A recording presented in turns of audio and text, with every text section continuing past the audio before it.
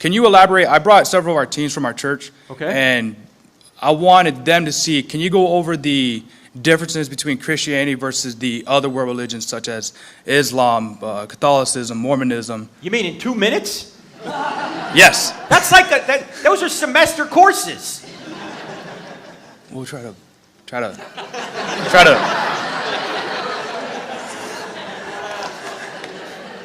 He's like some kind of radio guy behind the glass going, shorten it up, shorten it up. All right, why don't we just deal with Islam first, okay? Look, there are 3 great monotheistic religions: Judaism, Christianity, and Islam, okay? In my view, Christianity just completes Judaism. I think the Old Testament is true, Right. and I think the New Testament is true as well, so it completes Judaism. Islam comes along, well, first of all, Muhammad is born in 570 AD. In about 610 AD, he seems to think he gets a revelation from God to say that there's only one God. And he goes to Mecca in 622, and he tries to say, in a town that had a lot of idols, because people would go to Mecca and worship these deities, he tried to go in there and say, look, there's just one God. Allah is his name. And so they threw him out. He goes up to Medina, he begins to raid Meccan caravans, and in 630 he takes Mecca by force, but he doesn't have much resistance. He dies 2 years later, probably poisoned by somebody in 632.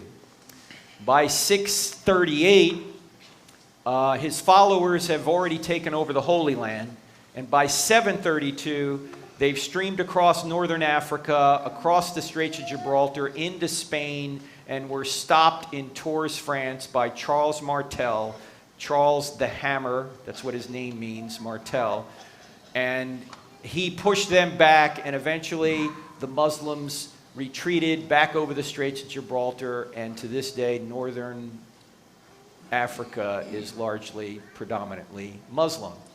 Now, Muhammad, when he was on the earth, never claimed to do miracles. In fact, in the Quran, he says, I'm just a plain warner, I don't do miracles. Right. Miracles are attributed to Muhammad about 150 years later in what's called the Hadith, the written traditions of what Muhammad said and did. These people were not eyewitnesses. As I say, it's about 150 years later. And some of the miracles appear to be modifications of Christian miracles, like Jesus turns water into wine, Muhammad turns water into milk. Jesus feeds 5,000, Muhammad feeds, 10 or 50,000, something like that, right? They appear to be kind of borrowed from Christianity, and even many Muslim scholars say they're legendary. So, I don't think there's any supernatural confirmation that Muhammad was a prophet, okay? And the miracles attributed to him were attributed much later. Now, there seems to me an eternal contradiction here for Muslims, because in Surah 568, which is a chapter in the Quran, the 68th verse, it says, O ye people of the book. Who are the people of the book? The Christians and the Jews. Right. You have no ground to stand on unless you stand on the law and the Gospels. In other words, the Quran is telling Christians and Jews they ought to obey the Old Testament and the New Testament.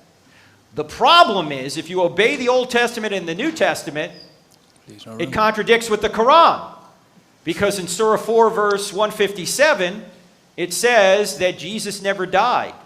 He was taken straight to heaven, so he couldn't have resurrected from the dead, because God would never kill a prophet, according to the Quran. Now, keep in mind, Muhammad did not write the Quran. It was gathered after he died, and it was put together by the third Caliph Uthman in 650 AD. Okay? There's no miraculous confirmation that Muhammad was a prophet. So it's written 600 years after the events of Christianity.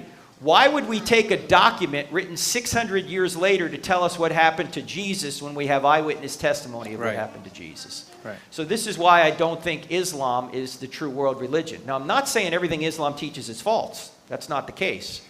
I just think where it differs from Christianity, it's false. Mm-hmm. So that's the other great competitor to Christianity is Islam. Right. Okay. Now, most Muslims would agree with the first 3 points: truth, God, miracles. where they're going to have a problem with is the New Testament. So that's where Christians and Muslims separate with regard, one place they separate with regard to what happened to Jesus.